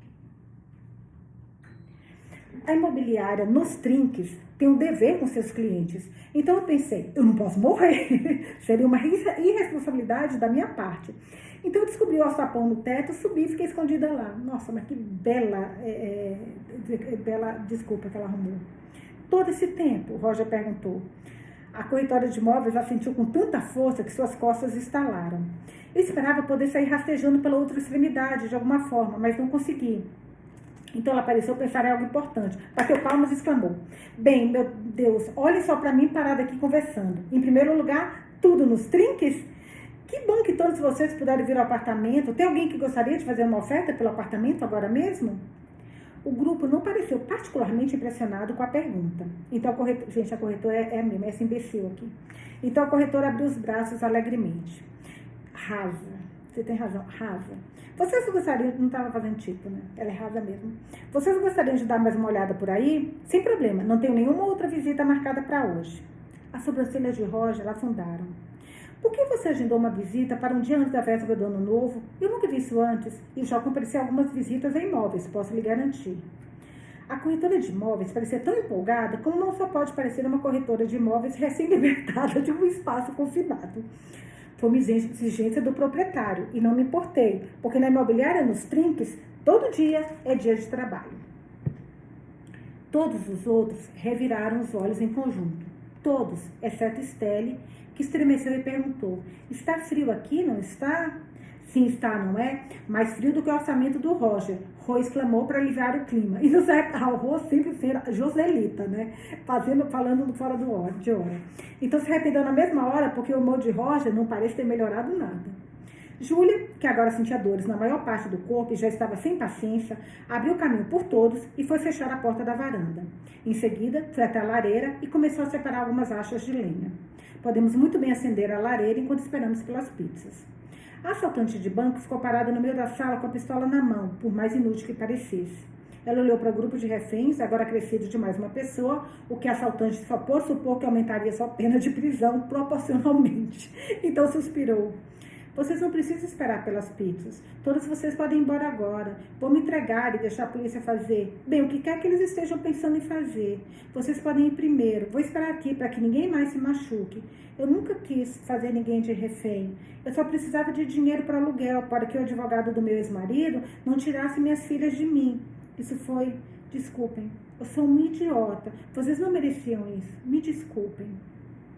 As lágrimas escorriam por seu rosto, eu tô quase chorando aqui também por ela. Ai, que dó, gente, que dó. E ela não fazia mais nenhuma tentativa de impedi-las. Talvez fosse o fato dela parecer tão pequena o que afetou os outros. Ou talvez... Ó, tô chorando meio que, meu Deus do céu. Ou talvez cada um deles se descobrisse pensando no que realmente experimentaram naquele dia e o que isso significou para eles. De repente, todos começaram a protestar ao mesmo tempo, falando um por cima dos outros. Mas você não pode simplesmente, Estelle começou. Você não machucou ninguém, Ana Helena continuou. Deve haver uma maneira de resolver isso? Júlia assentiu. Talvez pudéssemos encontrar uma saída, Lena sugeriu. Certamente precisamos de um pouco de tempo para reunir todas as informações antes de nos deixar ir, Roger declarou. Ele adora informações, né? E a licitação ainda nem começou, a corretora de imóveis disse. Podemos apenas esperar pelas pizzas, não é? Roger, quem? Rô. Hoje eu me identifico tanto com a Rô. Rô sugeriu. Sim, vamos comer alguma coisa. Isso tudo acabou sendo bastante divertido, não é? Nos conhecemos assim. E tudo isso graças a você, Estelle sorriu. Tenho certeza de que a polícia não vai atirar em você. Não muito, pelo menos, Ana Helena disse para tranquilizar. Por que não saímos todos juntos com você? Eles não vão disparar se todos saímos ao mesmo tempo, Júlia insistiu. Deve haver uma saída. Se é possível entrar sorrateiramente em uma visita a imóvel, então deve ser possível escapar, Leonardo observou. Vamos todos nos sentar e bolar um plano, Roger exigiu. E fazer ofertas pelo apartamento, a corretora de imóveis acrescentou esperançosa. E comer pizza, Rô disse. A assaltante do banco ficou olhando para cada um deles por um bom tempo. Depois sussurrou agradecida. Os piores reféns de todos os tempos. Ajude-me a pôr a mesa, Estelle disse, pegando-a pelo braço. A assaltante de banco não ofereceu resistência e foi com Estelle até a cozinha. Ela voltou com copos e pratos. Júlia continuava tentando acender a lareira. Após um conflito interno com a sua própria personalidade, Zara entregou a Júlia seu isqueiro sem que ela pedisse. Roger estava de pé ao lado da lareira, sem saber como se fazer útil, e disse a Júlia: Você sabe acender isso? Júlia o fulminou com o olhar e quis assegurar que sua mãe ensinou a fazer fogo de um jeito que Roger fosse levado a acreditar que Júlia, sua mãe, haviam queimado o pai dela numa fogueira. Mas tinha sido um longo dia. Todos tinham ouvido as histórias uns dos outros, o que tornava mais difícil não gostarem do outro. Então, em vez disso, Júlia disse algo incrivelmente generoso. Não, você pode me mostrar como se faz? Roger balançou lentamente a cabeça, agachou-se e começou a falar com a madeira. Estou supondo que podemos, a menos que você, ai, que fofo, podemos fazer isso juntos. Cara, estão muito amigos, muito fofos um com o outro. Ele murmurou. Ela engoliu em seco e fez que sim, gostaria disso.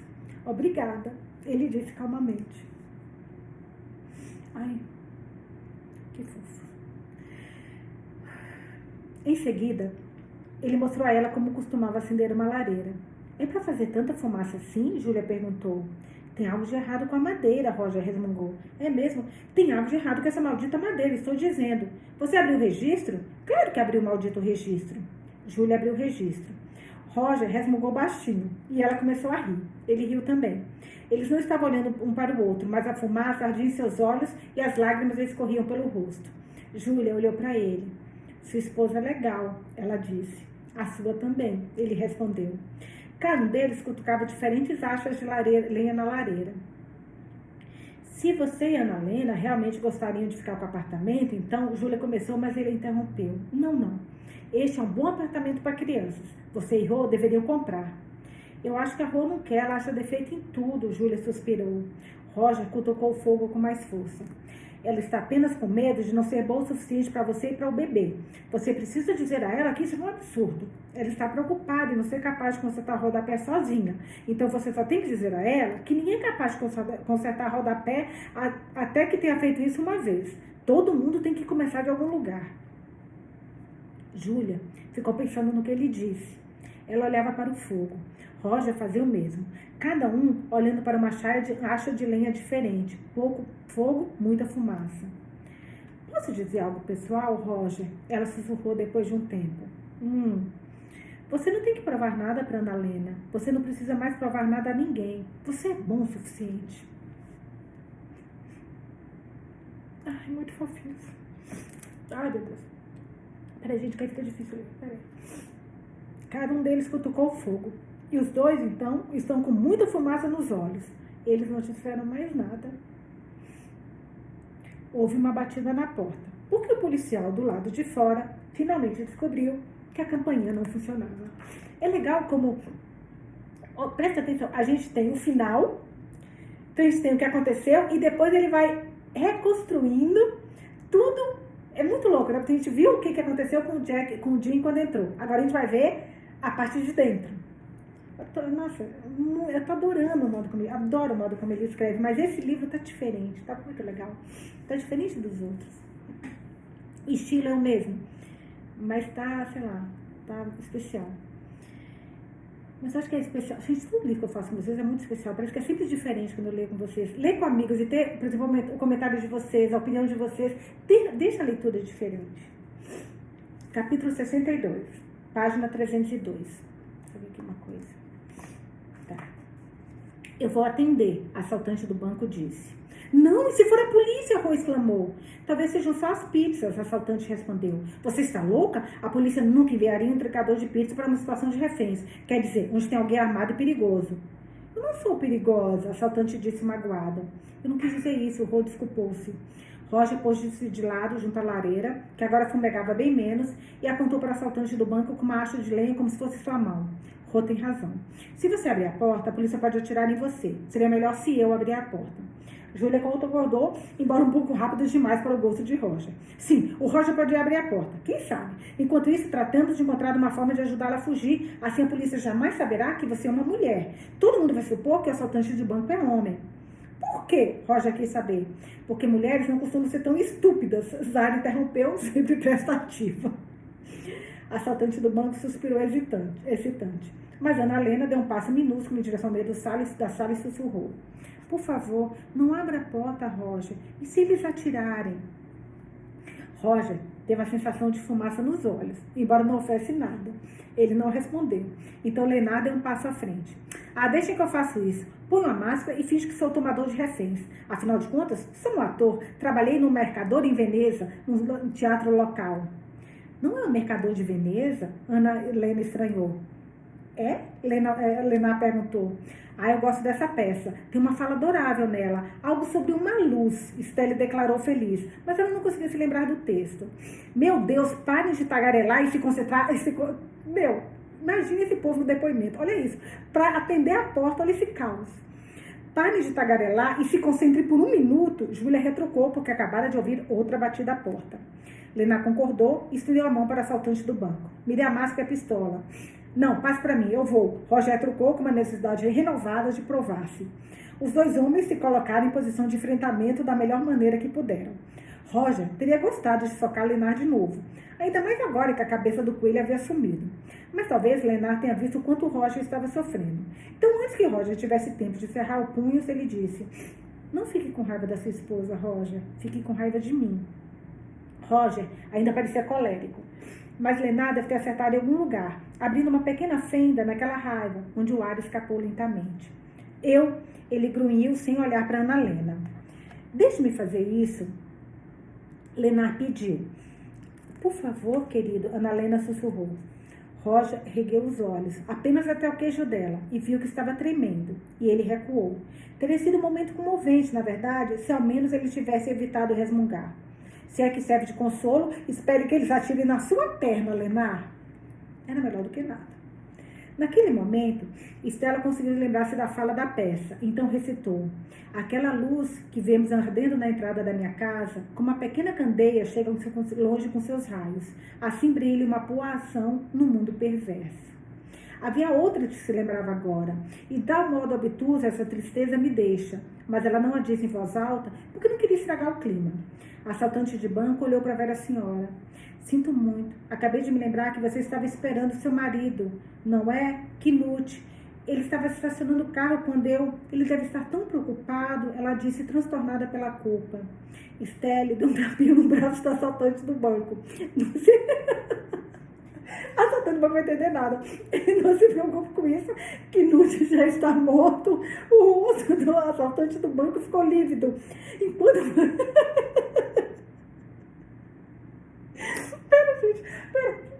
Enquanto você estava aqui, ele morreu enquanto você estava aqui. Ai, meu Deus, ai, meu Deus. Pera. Ai, meu Deus, calma. Danusa, para. Foca, Danusa. É uma comédia de erros. Não se preocupe com isso, Knut já está morto. O rosto do assaltante do banco ficou lívido. Enquanto você estava aqui, ele morreu enquanto você estava aqui? Ai, meu Deus! Estelle balançou a cabeça. Não. Ele morreu tem algum tempo. O mundo não gira em torno de você, querida. O assaltante conseguiu dizer. Estelle deu um tapinha em seu braço. Eu só disse que Knut estava estacionando o carro porque às vezes me sinto sozinha. E é melhor fingir que ele está a caminho, que vai chegar a qualquer momento, principalmente nessa época do ano. Ele gostava tanto da passagem do ano, ficávamos na janela da cozinha vendo os fogos de artifício. Bem, antes costumávamos ficar na varanda, mas depois de algo que aconteceu na ponte há 10 anos, eu não consegui mais ver os fogos da varanda. É uma longa história. De qualquer forma, Knut e eu costumamos ficar na cozinha, vendo os fogos pela janela. E a gente sente falta dessas coisas peculiares. Quase sinto mais saudade disso do que de qualquer outra coisa. Knut adorava fogos de artifício, então acho que sempre me sinto extremamente solitária no ano novo. Eu sou uma velha boba. Todos os outros ficaram em silêncio, ouvindo enquanto Estelle contava isso.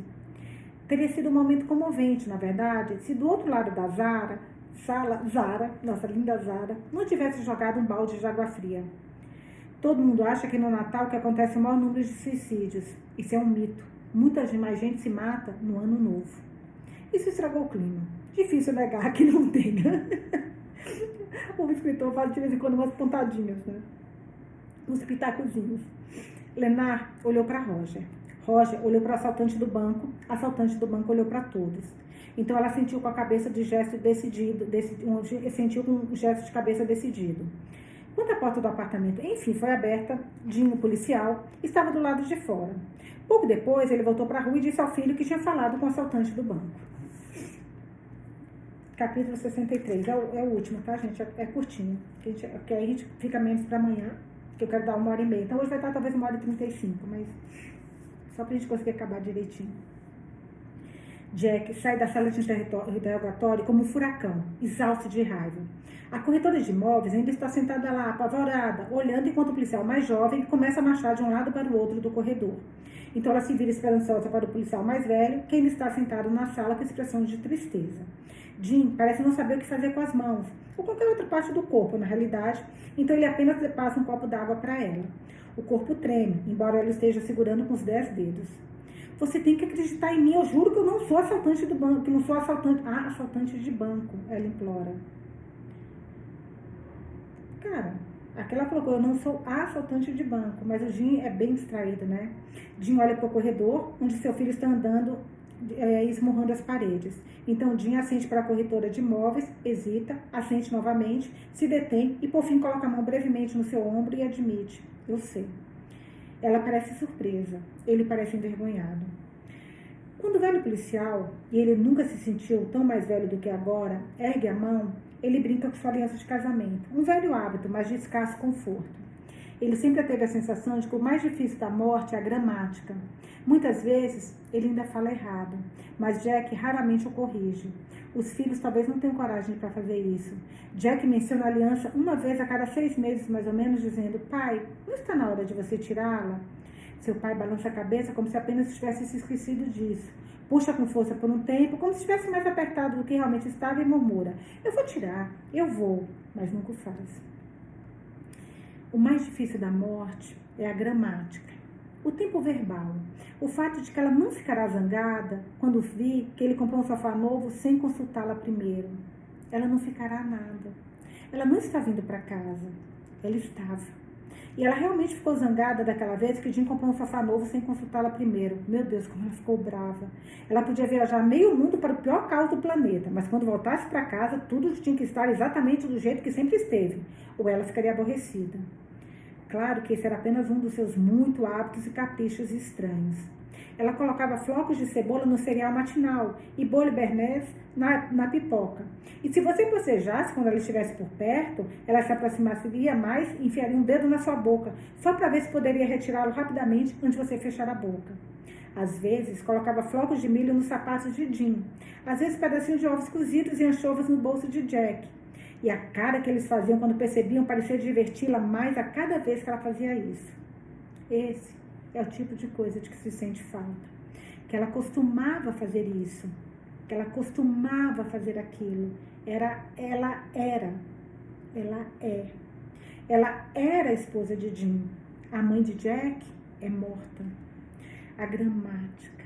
Isso é o pior de tudo, pensa Jim. Então ele de fato quer que seu filho tenha êxito, consiga resolver tudo, salve a todos. Mas não parece estar dando certo. Ele sai para o corredor, olha para Jack. Os dois estão sozinhos lá fora. Ninguém pode ouvir sua conversa. O filho se vira desesperado. O tal assaltante deve ser a corretora de imóveis. Foi ela quem fez isso, pai. Só pode ser. Jack consegue dizer, mas as palavras ficam cada vez mais fracas à medida que ele avança na frase. Jim balança a cabeça dolorosamente devagar. Não foi ela. O assaltante de banco não estava no apartamento quando você invadiu, filho. Você está certo sobre isso. Mas ele também não saiu com os reféns. Os olhos de Jack disparam pelo corredor. Ele cerra os punhos procurando outra coisa para bater. Como você sabe disso, pai? Como você, raio, sabe disso? Ele grita como se estivesse gritando para o mar. Puta que pariu. Jim pisca como se estivesse tentando conter a maré. Porque eu não te contei a verdade, filho. Então ele conta. E nós vamos saber a verdade amanhã. Gente, que livro é esse? Caraca, que livro é esse? É o que eu tô pensando, né? Eu só fico pensando. Minha cabeça... Cara, será que eles falaram a real pro Jim? Será que eles tiveram a ajuda do Jim? Pra isso? Porque a gente viu que o Jim entrou, o Jim tava batendo a porta, mas a gente não viu o que aconteceu. E a gente sabe que Jim não é bom para contar histórias. Isso o autor deixou bem claro. Me contem. O que vocês acham que aconteceu com a bandida? Com a bandida não, com a fofinha da mãe, com a mãe desesperada. O que vocês acham que aconteceu com a mãe desesperada? Quero muito ouvir a opinião de vocês. Beijos e até amanhã, nossa última leitura.